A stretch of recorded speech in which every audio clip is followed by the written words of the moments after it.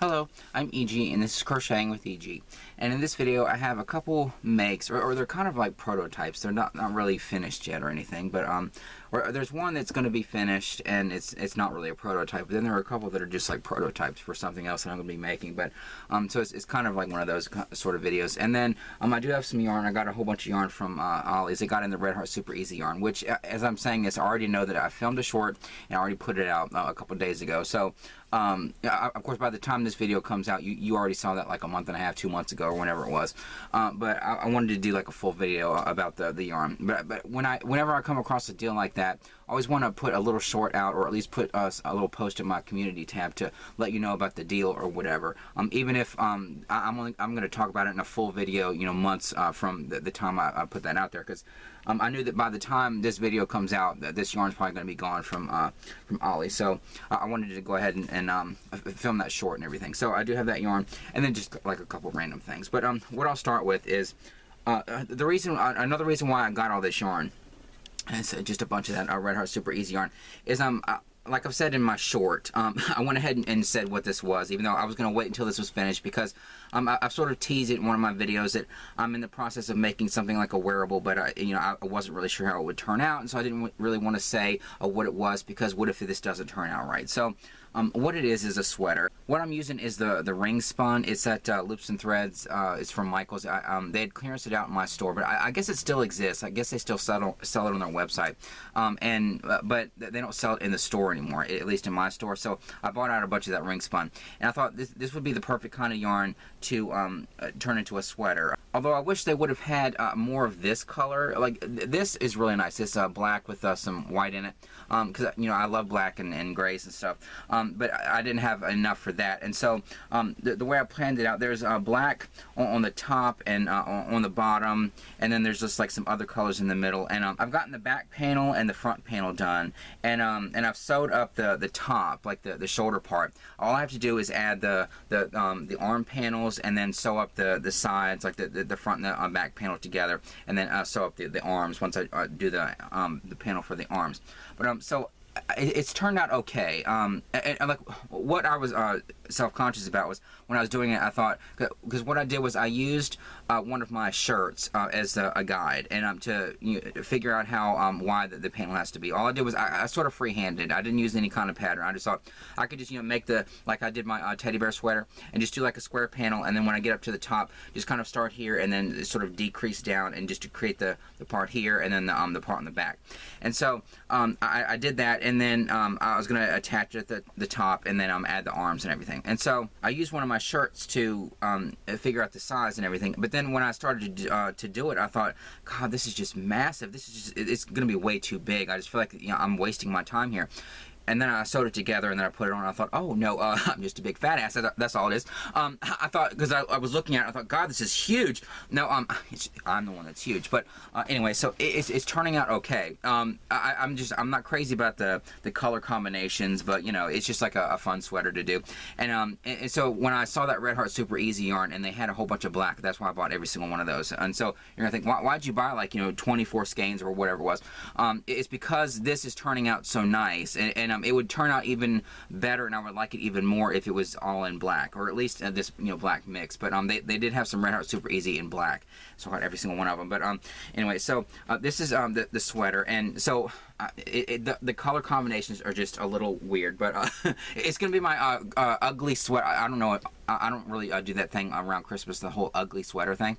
I never really understood that. Is that part of a movie, or is it just like some random family tradition? Or because everybody talks about the ugly sweater thing at Christmas, but I never really knew about that when I was growing up. So I keep hearing about it. But is it part of? Is it based on some movie or something, or is it just people around Christmas wearing those ugly sweaters? But this is gonna be an ugly sweater. No, it's just that the color combinations are a little weird, because I had to use. They're all like blacks and grays and whites and stuff, but at the same time, it's just sort of striped, and like horizontal stripes too, as if I need to look bigger than I already am. But so this is what the sweater looks like. So like there's the black at the top, and then the back panel is the same. The front panel is where I did the decrease down. The back panel is just all the way up to the top. I didn't add any increases or decreases to the shoulder part of the back, but I did it on the front. And so see, that's where I'll put it on and then you'll be able to see it. But it starts down here, and then it kind of decreased down to make it like a curve there. And I don't know if I'm gonna the black one that I'm gonna do with the Red Heart Super Easy yarn, I'm gonna turn into like a turtleneck. But I don't know if I'm gonna do it with this or not. I may do it just as a test, because I wanna finish this, and I want it to be kind of like my prototype that is going to be usable. I'm going to be able to use it, but at the same time, this sort of feels like a massive prototype for the black sweater that I want to make. And I know I had bought some like regular medium 4 acrylic in the Yarn Inspirations order I got my first video when it came back to YouTube. And so I got all that medium 4 weight yarn, and I'll eventually make a sweater with that. But I saw this Red Heart Super Easy yarn, and it's nice to crochet with this weight yarn, because the ring spun is the same weight as that Red Heart Super Easy yarn. And so I thought I'll get that black, and I'll make like a thick, substantial sweater. Oh, you can hear the chipmunk. Because I had said in a video like months ago that I have that chipmunk out in my backyard. It's been there since like 2020. And I said, can you hear that chirping? I'll have to increase the audio. Oh. Oh. Maybe I can try to film the chipmunk. Hang on.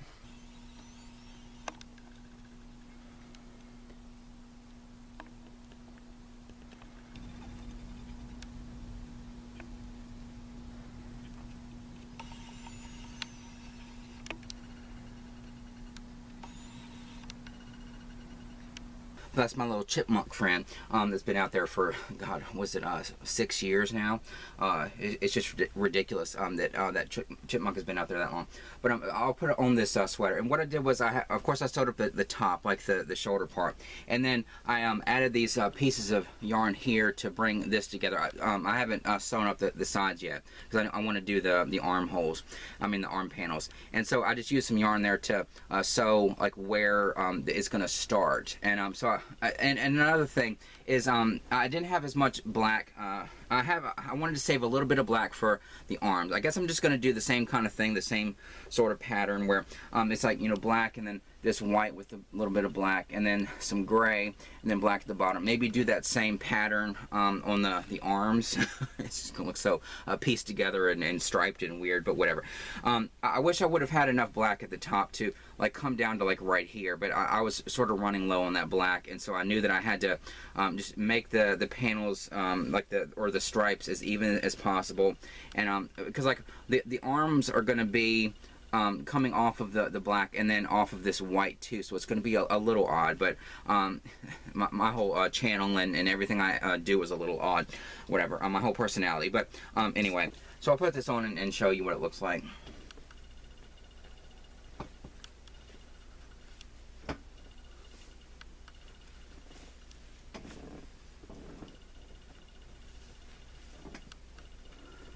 So, see, it fits perfectly. I don't know why. It's like, God, it's so big.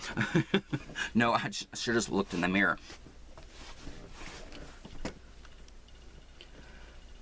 So see, this is how the sweater's going to be, and then see how see, it's not even that. I want it to be like a little bit loose, like my shirts or whatever. But I thought, God, this is going to be like a tent. No, it's perfect. It's the perfect kind of looseness for the sides, and then the top will be here, and then it just comes down my shoulders, and then I'll finish with the arms and stuff. So I think it'll turn out really nice and everything. I wish it was all black, that black color. But so I did start that, and that's why I got all that Red Heart Super Easy yarn. Oh, and then see how the neckline is, how it sort of comes down like this. And so I guess I'll add a turtleneck or something here, but I don't know. It'll just depend if I want to do that, because I don't know how much black I'm going to have left, because I do need to use a little bit on the arms, and so I just have like this ball left. I don't even have a whole skein left, so I don't know. It'll just depend on how much I have. But and of course I had some other ring spun colors. I have like a dark blue, and then I have plenty more of that white with the gray in it, and then I have some purples, and then that pink and white and everything. But I wanted it to be as dark as possible. So this is the best that I could do with the ring spun that I have. But now I have that Red Heart Super Easy yarn. It's going to look really nice, and I'm just going to follow. I've been keeping track of how many stitches per row and how many rows I'm doing and all that, and so now I can just use the same pattern because it's the same exact weight, same hook size and everything, and I can just make it with that Red Heart Super Easy. Because God, like I said in my short, I mean, it is just amazing yarn. I couldn't believe it, because I was hoping that they would get in the Red Heart Super Easy, but I had never seen it before, and for some reason, just the whole like Super Easy name, it made me think of like, is this some kind of beginner yarn, or like yarn that they make for, you know, little kids to work with, like that whatever that amigurumi kind of yarn is. I thought it was something like that, and also, but I just assumed because it was Red Heart that it was probably going to be kind of scratchy, or I just assumed. I couldn't believe how nice this yarn was. I mean, it's so nice and soft. It's the softest Red Heart yarn I've ever felt. And why this was clearanced out, I have no idea. Because if more people felt this, I know it's like a thicker yarn. It's not medium 4-weight yarn. And maybe the price had to do with it. Because like the original price for these were $9.99. And so I guess, you know, that's a lot for, you know, Red Heart yarn to like walk through there and see a skein and think, oh, that's $10. I mean, if you're cheap like me. And so I don't know. But these were $5 at Ollie's, and I had my 15% off coupon that I didn't use when I got in that poster from my mom, and it's a good thing because I had that coupon with me, and it took 15% off. I saved like $22 or something for all this yarn. So I did get all these black ones. Like when I went over there and they had all the yarn, they put it back in this corner or whatever, which is kind of stupid. It's just kind of out of the way. You can't even really see it.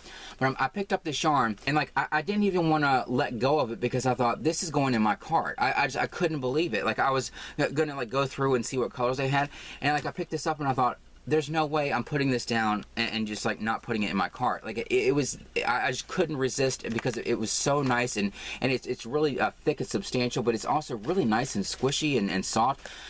I couldn't get over how nice this yarn was, and so that's why I got all the black. They had a couple boxes. I did get 2 of the colors that they had, but the black, even I know black's a color, but you know what I'm saying. But the black, they had this like, you know, they didn't even take them out of the boxes. They were just like, they just opened up the boxes and just like set the boxes there.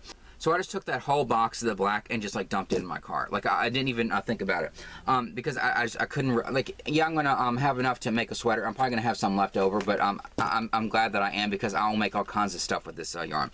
Because it's just, I love black, and it's just gonna be the perfect yarn to make all kinds of wearables, hats and scarves, and I'm just gonna make all kinds of things with this black yarn. So I got this one, and when I got this home, I did a little test piece just to see what it was like working with. I actually filmed this already for the short, but it was too long. Oh, shocking. One of my videos is too long to be a short, but I had to like trim it out. But I actually crocheted a little piece, and it was just so nice to work with. I mean, it was just so easy, and I mean, the stitch definition in this is really good too. I mean, it's dark, so you can barely see it, but the stitch definition is really good. Even better than the ring spun, actually. I mean, the ring spun's like a little fuzzy. Like this is like really soft and like the ring spun is, but it's not really fuzzy like the ring spun. And so like it gives really good stitch definition, and I could not believe how easy it was to work with. And I was just like, God, I'm so glad that I bought all this yarn, because it was just so nice. And so I did buy all the black, and I think it was 24 skeins. Where's my like CVS linked receipt? It's in here somewhere. Yeah, this is my receipt. I got them at CVS. No, yeah. So I got 24 of the black, and then I got 2 of each of the other colors. And so my long receipt. So like these are all the black, or this is the small bag of the black. So I got this bag, and I'm not gonna sit here and go 1, 2, 3, 4. And then this black bag is completely full, and so this is all the black too. So I did get like an excessive amount of this yarn, but I'm gonna have enough to make all kinds of stuff, and I can't wait to make the sweater with that. And like I said in my short, if you saw that, they had 3 other colors. They had 2 of these. This is the colorway Farmhouse Red. I guess it's not really Farmhouse Red, because like every picture you see of like a farmhouse that's, you know, that red color, it's like, you know, red like that. If you know, you know. This is sort of like a muted kind of plum red, if you know what I'm saying. It's not really like the kind of red you see farmhouses painted red, but it is a really nice color, and so I got 2 of those. I didn't want to get a whole bunch of these because I wanted all the black, but I didn't need to get all the colors, but I did want to get some of this, so I got 2 of those, and then 2 of this blue, which is really nice, kind of like a stone blue, and the color is called Blue Jeans, and so it's that kind of color, and so I got 2 of those, and then 2, they had these stripes. I've seen some other ones on other YouTube channels where they were showing the yarn they got from Ollie's, and this is the only striped yarn they had in my store. Although, like I've said, my Ollie's is just has all these boxes stacked up in the back of their store, and they probably have every single one of the other colors that I've seen in other YouTube videos. There's like a cream color that one store has, and some other stripes. I hope they get some of the other stripes, but this is a really nice one. This one is called Iris Blooms. It has like a yellow and like a purplish pink and some purple and some light tan, and so it's really nice striped yarn.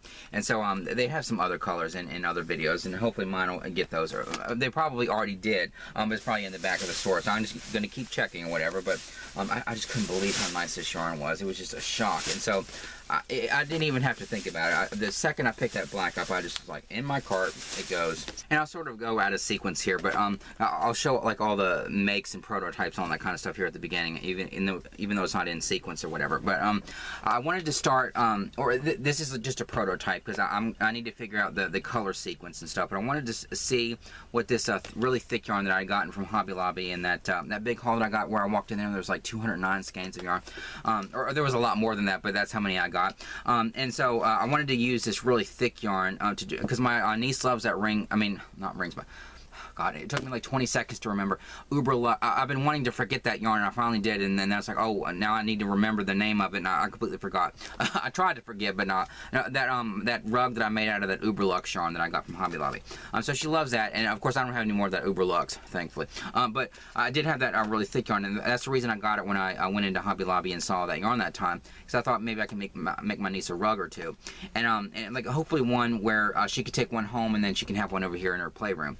And so I gotten that thick yarn, and so I wanted to try to do that same pattern. All it is just like the going around in a circle. I just use single crochet, so it's going to look a little hexagonal, like that Uberlux rug. But I wanted to use that yarn just to do a little prototype, and I'll pull this out until I figure out like the pattern, like all the different colors, because I need to go through all this yarn and see like all the colors of this yarn that I have. But I need to take all those yarns and put them together and like see what the best sequence will be, like what sequence will look best, and then I'll start this over again. But I just wanted to see like what this yarn would look like as a rug, and it turned out really nice actually. And so this is how far I've gotten on it. It's just like a little prototype, and of course it's a lot thicker than that Uberlux or whatever. But she's gonna love it, because the thing she likes about that Uberlux rug is how squishy it is on her feet. Because she'll just like stand on it, she'll just like squish it like Lucy in the wine vat, squishing the grapes. Now of course I have to have a TV reference because of my ridiculous hats, but so she's always like pushing her feet on it because of how soft and squishy it is, and so she's really gonna like this kind of yarn as a rug or whatever. So I think it turned out really nice. I had to use this giant hook that I gotten, this ridiculous hook that I got my niece and put over there. I really just got it for it so that she could see like, oh my God, look at this giant crochet hook. I don't think this is the right hook to use with this yarn, but this is the hook I'm using, because it recommends a 25mm, and this is a 30mm, but I don't have a 25mm, I don't think. And so I've been using this hook, and so it's turning out really nice. And so that's what I'm going to do. I'm going to use this yarn to make a rug for her, and hopefully I'll have enough to make her another rug. I do have that really pretty teal color, but like I was going to save it for myself, but I thought, like, what the hell am I going to use that for? And I mean, it's basically like thick Bernat blanket yarn. That's what it feels like. And so I just feel like I'll go ahead and give that teal to her if I need it for a rug, and because like I don't know what I'm going to use that for, but God, freaking camera, for God's sake. How many videos have I done? You'd think I would be less of a mess at this point. Oh, for God's sake. But speaking of that teal color, I wanted to use some of that antique teal that I love. I love this yarn. Common damn it, the antique teal color, and so what I was thinking of, I wanted to. I'm already thinking ahead of like Christmas and stuff. And I was thinking about that because when I was making that bed jacket for my mom, the way it was kind of curving, it wouldn't have been good for a Christmas tree skirt because it doesn't curve like all the way around. But that's what I was thinking of, like wanting to make some kind of Christmas tree skirt when I was doing that because of how the stitch turned out when I was making that bed jacket. And so I was sort of thinking about that, and I had this urge to like use this antique teal for something, and I thought I can use it for a prototype. I just wanted to like crochet with it. I wanted to like crochet something, and yeah, I could make like a bookmark or something. But I was thinking about that Christmas tree skirt idea. Also, because the other day I was getting my Lucy stuff together, because I've gotten some Lucy stuff at Goodwill or Salvation Army or whatever, and I'm getting it all together. I need to reorganize my Lucy shop. Like as organized as my yarn is, my Lucy stuff is. I mean, it's pretty organized, but like at the same time, whenever I get something new, I just kind of put it on a shelf, and I'm not really. I'm not giving my collectibles as much attention as I should, because I'm just like obsessively organizing my yarn and stuff. And so I'm just like looking at this room thinking, wow, my yarn is really organized, except for some hauls I need to put away. Some hauls, like big a bunch of hauls that I need to put away when I reorganize this room and stuff and decorate it. But like my collectibles and stuff, I'm just kind of like putting them on a shelf, but they're not really organized like they should be. And so I'm also thinking about the Lucy tree that I've said that I bought a Lucy. I mean, I bought it. It's going to be a Lucy tree.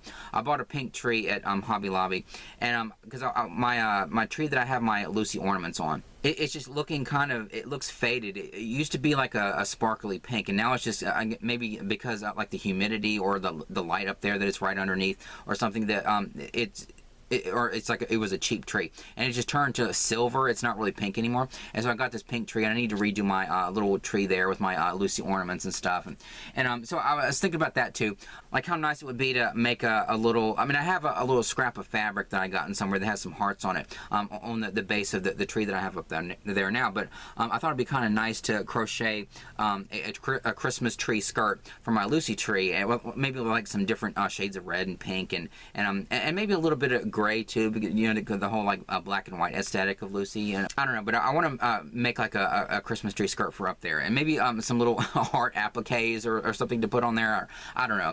But I was just thinking about crocheting a Christmas tree skirt. But I thought, like, how hard could it be? I mean, all it is, because I know how to make a circle. That double crochet doily thing that I made for my mom's friend. And I thought, like, if I can do that, maybe all I need to do is just, instead of starting in the center, I just need to start on, like, one of the rows out here, and just leave the center open. And then, like, when I get all the way around, instead of doing a slip stitch and then continuing on, I just need to flip it and then just, go back the other way and just, like, leave it open. And so I thought, like, that's all I really need to do. And so that's what I did. And so I got to use some of this antique teal. What I want to do with this antique teal next is make a cane cover, because I made that one with that the Ice Yarns Picasso Rainbow, but this yarn is so nice. I need to make a cane cover out of this. That's going to be my new thing. Like when I first started to crochet and I would get new yarns and stuff, I would make a bookmark just to see what it worked out like. And now that I made this really cool cane cover, I'm going to think, oh, I got this new yarn, I need to make a cane cover. I'm going to have like, 400 cane covers or whatever, or like all the different yarns that I get. It's going to look ridiculous, but whatever. And so this is the starter, or it's like a little prototype. And so this is what the little Christmas tree skirt thing is going to start out like. And so, see, it's just like one of those doilies, except that the center is gone, because I started on row 3. It's just that simple like pattern that you do when you're crocheting in the round. So like you do like 6, or for double crochet you do 12 stitches in the first row, and then you do 2 in each stitch on the next row, and then the one after that you do 1 double crochet, and then 2 in the next stitch, and then 1 and then 2, and then and then the row after that you 1 1 and then 2, and like that's how you do the increases. So I thought, instead of starting in the center and then building out, I'll just, I know that the row 2 has 24 stitches when you're at the end of it. So I thought I'll chain 24, or I chain 26 because of it being like the base row and it being like a double crochet. But I basically did like, enough chains there to do like the 24, I have the 24 holes. And then I did like the row 3, where I did like a double crochet in the first stitch and then 2 in the next, and then a double crochet and then 2, and then I did that row. And so I did that, and then when I got to the end, I didn't slip stitch. I just flipped my work, and then went back and just went like back and forth, and so and that is gonna turn out like this, like a little Christmas tree skirt. I'm gonna figure out like what yarns to use and all that kind of stuff. And my niece has in her playroom, she has a little tree that there's all these little ornaments that we've gotten her over the years, and a couple that I've made, ridiculous ornaments.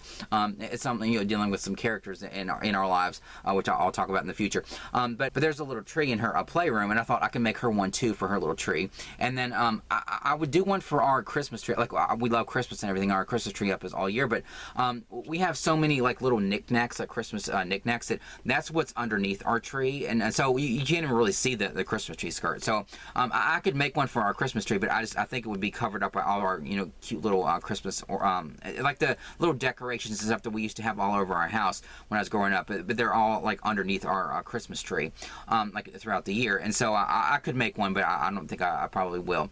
And but I am definitely going to make one for my Lucy tree, and then probably one for my niece's tree.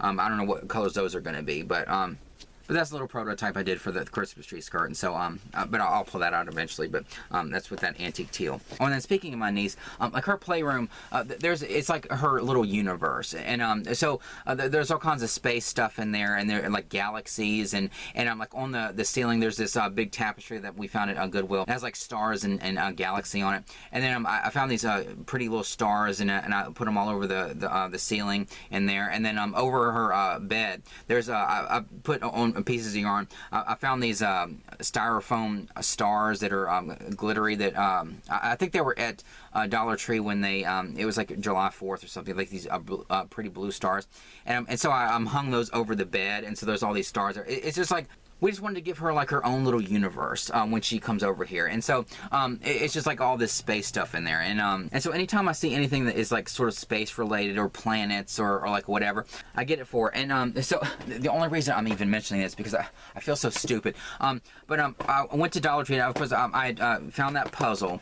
This puzzle with the little kid, and I did finish it, and I'll show it here in a second. But I found this little puzzle with the kitty and the big yarn ball, or it's probably like it's supposed to be a little yarn ball, but it just looks like the kitty's like really tiny. But I found this puzzle like the same day I found this in Dollar Tree. I got another puzzle from my niece, but like I didn't even mention it in the video because I thought it doesn't really matter. But they had a puzzle that was galaxy themed, or it has like all the planets, and it's like really cool. And I thought she loved because like my sister-in-law works puzzles and stuff, and I thought my niece will probably love feeling like she's her mama, just like her mama, making a puzzle or whatever. And so I thought she'd have fun putting this together. But the only reason I'm even mentioning this is because I sat down to do this puzzle. Like when we had gotten home, I opened up these puzzles because I wanted to see how big the pieces were. And so I like opened them up and everything, and I was showing my mom, and we were like looking at look how big because we're still working on that puzzle with the kitties on it in the basket and everything. And so I was showing her, I was like, look how big these puzzle pieces are. And so it's going to be like a lot easier to do this puzzle than it is that other one, because the puzzle pieces are so much smaller. And, we're like having fun looking at all the pieces. And then I put the puzzles back in the boxes and everything. And so that they were just like sitting over there. And then I showed it in the video, and then I thought, I'm going to sit down and do this puzzle.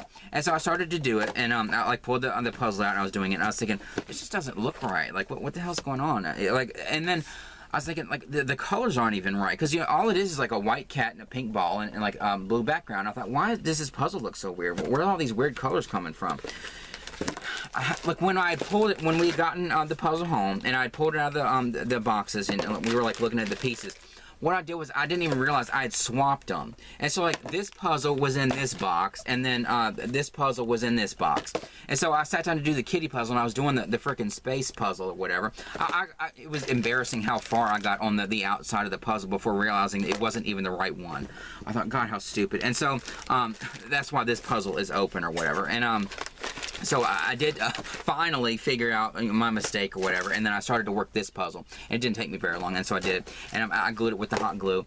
I still need to hang this one up. That's going to be in the videos where I redecorate and reassess this room and stuff. So I do have that puzzle. I did. I found some poster board that I had in my craft stuff, and to the back of it just to add some extra stability. But I just hot glued the back of it, and so there's that puzzle that I've already shown in a video before. But this is the puzzle with the kitty. It's just turned out so nice. It's so cute. And so I'm gonna hang this up in here too. And I just added the piece of cardboard on the back. But so I finally finished this puzzle. So there's going to be these two hanging up in here, and there's like that 3D poster that I got at Goodwill there with the yarn balls and the kitties, and then there's going to be the big puzzle that my mom and I are working on, and that's going to go up in here too. And then that clock with the yarn balls on it, the kitties that I found at Salvation Army. And if I wasn't so busy, I would be doing those videos right now, just like reorganizing my room and stuff. But it's just going to be a whole series of videos in the future, me hanging up all this stuff and decorating, and because it's not just going to be I'm going to put away all my hauls that I got. I mean, that's going to be a part of it too. I'm trying to find all the room for the hauls, but I want to do all that, and then I want to, you know, set up a shelf here with like all my little knickknacks and stuff, and I don't know, just like, you know, decorate this room a little bit more. And I want to finish those runners underneath my my dad and my grandfather's flags, and put that there, and do like those 6 color panels here for the decorating the wall, and like over here too, and just so many other things. Oh, and then there is something I'm just like, I have it in order, my notes and stuff, but I'm sort of skipping all around in this video, but it's just because I'm all scatterbrained. But I did go to Goodwill, but I'll put an insert shot in the video because it's right behind my camera, like right down here. But I found this really nice bench in Goodwill, and it was only $25, and it's like the perfect kind of bench to go in this room. It's sort of like long and skinny, because this room is really small. I mean, and it's even smaller with all this yarn here. But no, I mean, even without the yarn, this room is kind of tiny. And so, and there's like this, you know, sort of oblong gap here in the middle of it. And so we found this bench, and it's just like the perfect thing to go in this room. And so, what I do is this thing that my chair back, because it's not finished yet, because they don't have any more of that impressions in my store. They haven't gotten any more in for months. And I don't know if I'll ever finish this, because this is just like like basically a lap blanket or whatever. I mean, it's just like a panel of crochet. It's not even like a chair back. I just have it leaned over my chair. What I do when I don't have it over my chair, I've been putting this on top of that bench, and it looks really nice on top of that bench. And what's good about the bench is it's cushioned on the top, which is a really nice thing. If I want to just, like, you know, sit my ass in here, like looking at all my yarn or whatever, like some weirdo. But no, it's a really nice bench to sit on. But also it has some storage space on the inside, so you can like lift up the bench, and then there's storage in there. I don't know what I'm going to put in there. I might put like some of my makes and stuff in there, that like some extra things that I don't really know what to do with. I'm not going to, like, you know, stack them up like on a shelf or whatever, because I have too much yarn for that. But it's going to be the perfect kind of storage space for like some of my makes, you know, like hats and scarves and all that kind of stuff. I do have that white shelf. Oh, and that's another thing. Even though this video is really scattered and I'm going all over the place, I am like coming back to points that I was already going to make, so that's kind of a good thing. So I'm not as scatterbrained as I think. But that white shelf, what I was going to do is, if I couldn't find any drawers to replace that, you know, those crappy ones on top of that shelf over there, I was going to use that white shelf that I showed in a previous video that I had set up in here. That had my makes on it when my niece and brother and sister-in-law were coming over here for the first time since like reorganizing my room and stuff and expanding that wall. And so that white shelf. And so it just feels like it was part of something else, because there's holes on the bottom, like where the little wooden pegs go into, and where it feels like it fits on top of something, but you know, the something, you know, wasn't there, unless, you know, Goodwill just like took the piece off and that we'll get some money for this part, and then we'll sell the other part for another price. I don't know, but there are these holes in the bottom of it. And so what I thought I would do before I got those really nice shelves from Michael's, that's another thing I need to do when I reorganize my room, is I put those drawers up there. There's all kinds of things, and like those hanging shelves and stuff. It's gonna be a lot of fun, a lot of work, but a lot of fun to like reorganize this room and add all the storage space and put all the decorations up everywhere, and it's gonna be a whole series of videos, but that'll be in the future. But I had gotten that shelf, and I thought if I don't find any drawers, I can put that shelf up on top of there, and I was gonna like flip it upside down and like you can just have extra storage space up there. But now that I have those drawers, I thought, what do I do with that shelf? And it does fit perfectly, like right here in front of this chest of drawers.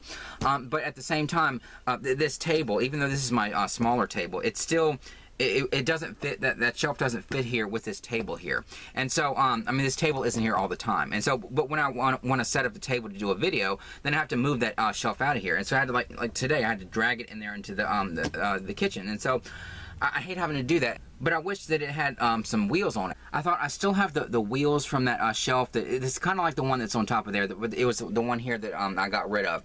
But when I was getting rid of it, I thought I should take the wheels off. I can use the wheels for something in the future. But that's just how I am. If there's a piece of something, if I'm getting rid of something, I'm thinking, oh, this piece of wood that it was a shelf on this piece of crap shelf, I can use this for something sometime. Like I'll save pieces of things that I throw away. And so I thought like I can save the wheels and use them for something. I don't know what I would use them for, but there are these 4 wheels that were on that shelf that was right here that I got rid of, or that that drawer thing. And so I have all these wheels, and I thought these 4 wheels might fit in that shelf, and I flipped it over, and there's like those holes that are like pre-drilled there where more of those wooden pegs would go, and where it would attach to something else, and these fit perfectly in those holes. And so I thought that's what I'm gonna do. I need to make sure that I attach these really well to the underside of that so that they stay in there. But these are going to fit perfectly in those holes, so I'm going to be able to add wheels to the bottom of that so that I can use that shelf in here and put some makes on it, and like the ones I want to display, and then any other ones I can put in that bench thing. I can have that permanently displayed in here, and then when I need to set up my table for the video, I can just like wheel it out like really easily, so I don't have to like keep lifting it up and like carrying it in there, and then I can set up my table and all that kind of stuff. So that's gonna be a good use up for all the wheels that I have. Oh, and then my mom started another project. I don't even know if I should say. Well, my niece isn't gonna see this, but she wanted to start a blanket for my niece, and because the last time she made a blanket for my niece, it was before she was born, and so she has her kind of like baby blanket that she made her. But she wanted to start a blanket, like a full-size blanket for my niece, because she's growing up. She's like 11 now or whatever. And she thought, we have plenty of yarn and stuff, and so she wanted to start a blanket. But what was weird was, like, she started her blanket, and like, she's made so many things over the years, but what she has a problem with, she always hates starting a blanket.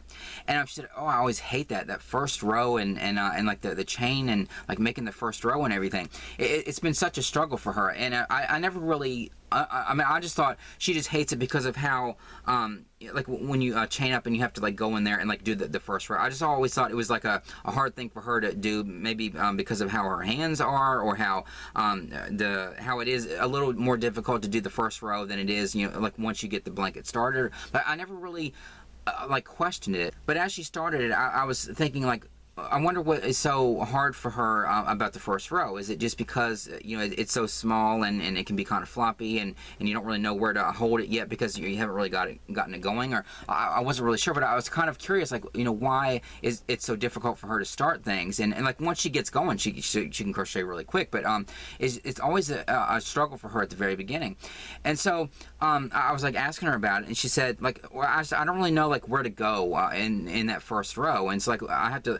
Once it gets going, I'm there. But she started some things in the past where she'll get going, and then she'll have missed a couple stitches at the very first 2 rows, and like on the very end, and or it just doesn't lay perfectly flat or whatever. And so I thought, maybe she doesn't really know like the basics of like that first row. Like I know about all that stuff because I watch YouTube videos, and I learned, like, looking at a video really close up and like people explaining in great detail about V's and where to go into and going underneath the V's, and like what the chain looks like on both sides, and like I know that kind of stuff because I watch YouTube videos. But my mom, the way she learned to crochet is somebody taught her, and it was somebody that was right-handed, and so the only way she learned was somebody taught her by crocheting next to her and having a mirror in front of them. And so she learned like sitting next to somebody like in a mirror,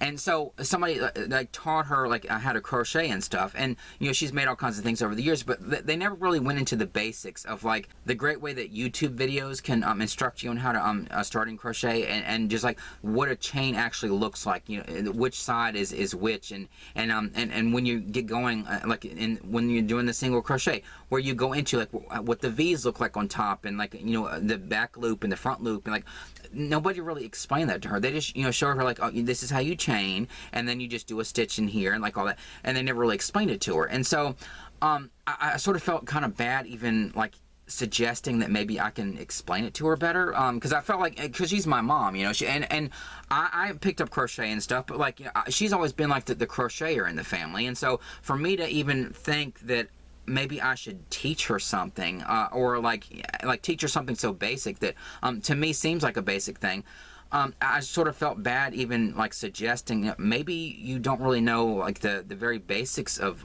crochet, of like how like what a chain looks like and where to go into, and what a V looks like and all that. Because like if when I would say like the V, like if I said that, she doesn't really know what that means, because nobody explained it to her. She just, and it's been such a struggle for her when she starts out, because she doesn't know that stuff. And so she knows how to get going when she's going in and stuff. She knows where to go into, but she doesn't really. It's kind of like this isn't really like crochet, but it's like a piano. Like she sort of knows how to read music and stuff, and she can play the piano, but at the same time, like nobody really sat down and taught her, and so she just kind of had to like pick it up herself, and she kind of taught herself, and just from like just experience and like trial and error and all that kind of stuff. It's the same kind of thing with crochet. It sort of feels like that's probably how she learned to crochet, just like trial and error, and nobody really taught her like the very basics of crochet. And so even though it sort of made me feel like I was, like overstepping, or like, saying to my mom that maybe you don't know something, the very basic things, and I can teach you, like I'm your son and I'm going to teach you something.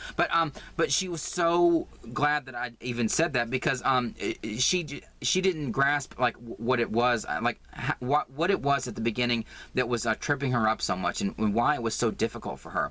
And so I actually sat down with her. She's left-handed, but I tried to teach her. I tried to do it left-handed in a way. So that she would understand. And I was showing her like she knows how to chain and everything, and then I was saying like you can look and like this is where you go into, so you can almost see like the little V's, and so like she'd never even heard the whole thing about like going in under a V or like into a V or any of that stuff.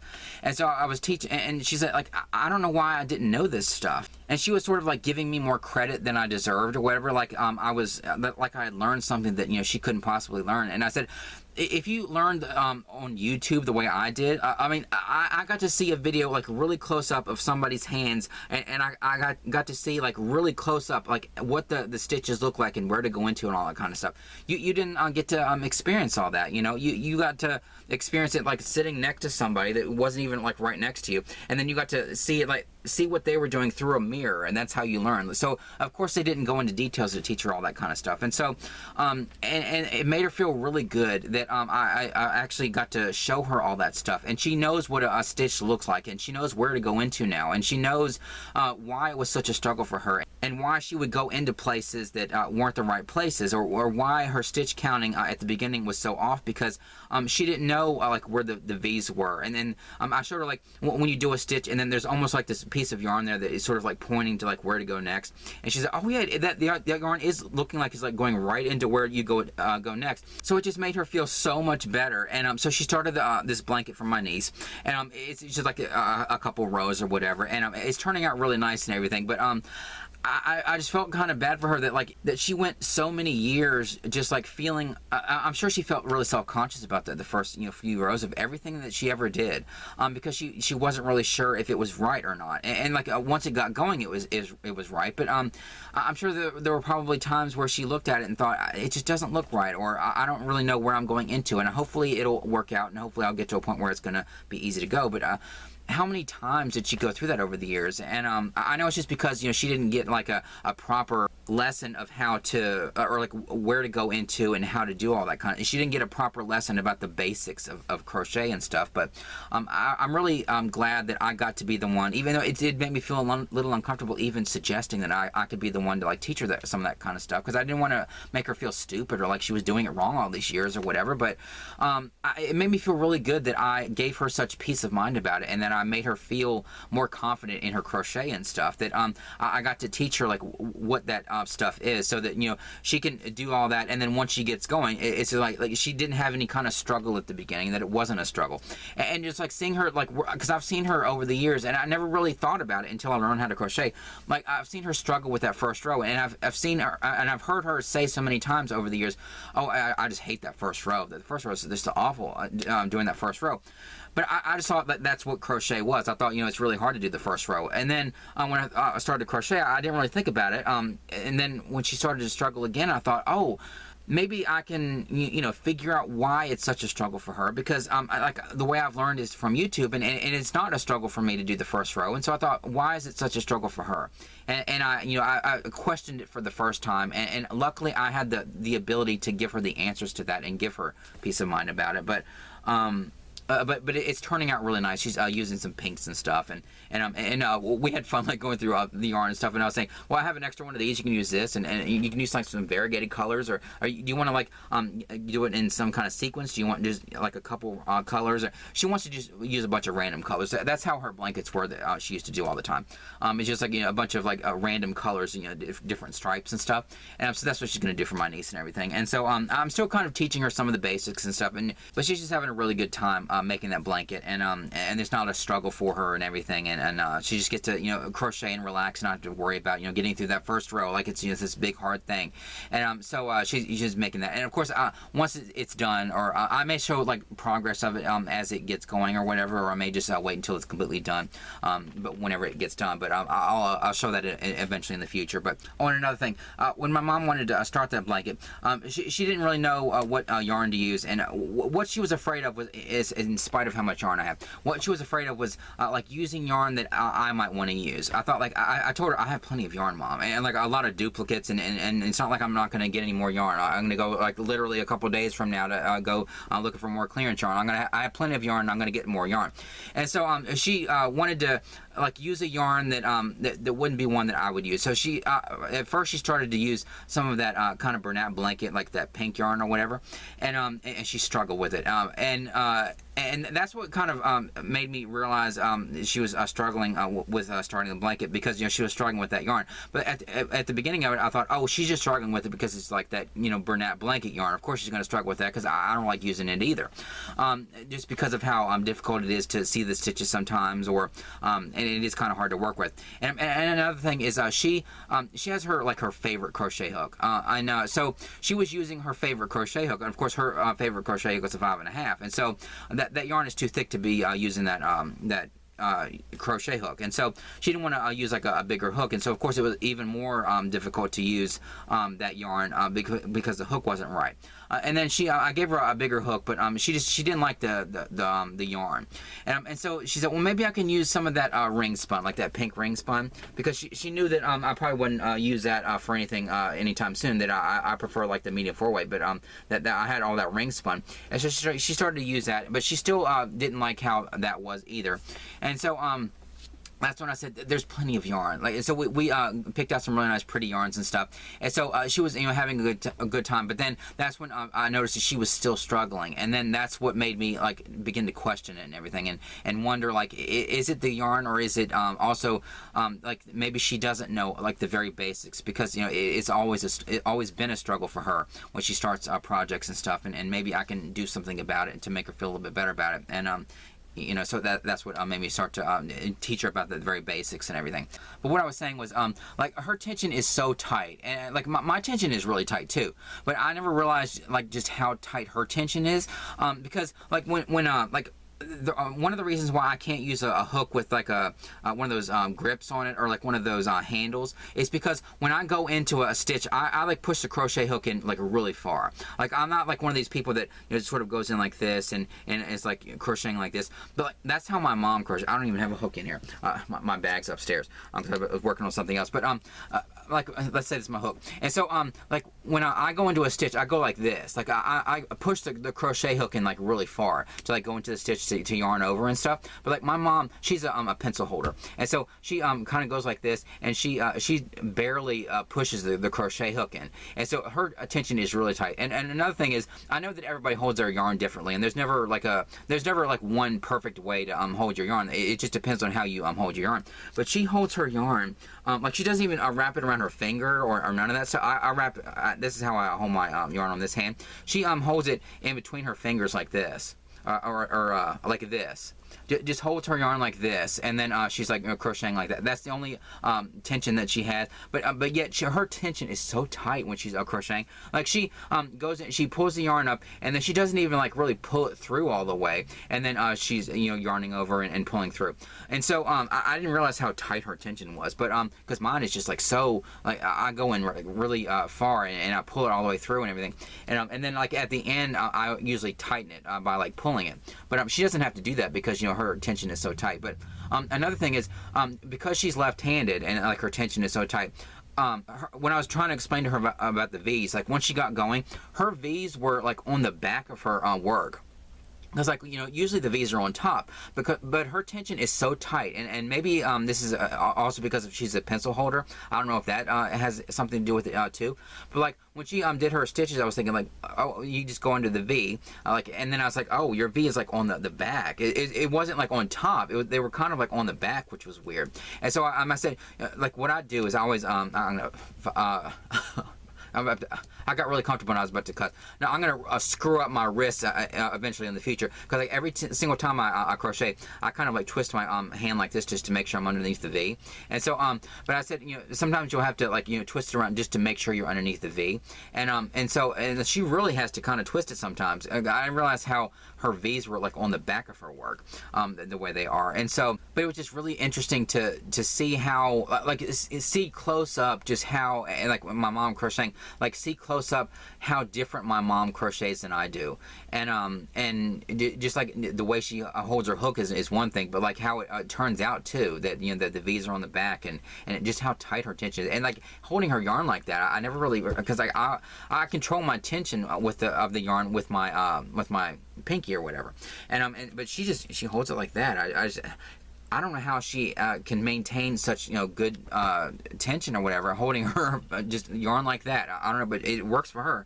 That's how she does it. But anyway, so I did teach her like the very basics of crochet and stuff, and she's working on my niece's blanket. So that was just some other stuff about it I forgot to say. And then my mom's watch bands came, the ones that I had to order on Amazon because I couldn't find the damn things in the store anywhere. This is another reason why I feel like I'm getting old. Not just because of the crochet or watching the game shows, but I always have like something that pisses me off. And another thing, I always have like something else to be pissed off about. So my mom got the nice watch bands, and what I was worried about was I was afraid that I would have to figure out how to attach them, because I don't have any like little teeny tiny screwdrivers or any of that kind of stuff. But the kind I got are I didn't even realize this, but it has this little latch on it, and so you just move the little latch, and then you can move it back, and then it's really easy to attach to the watch. And so like her watch is just really nice now. And so like the face of it was always nice, but now she has this really nice kind of stretchy band on her watch and everything. So those finally came from Amazon. Anyway, I hope you enjoyed this video. Like and subscribe, comment down below, and I'll see you in the next one.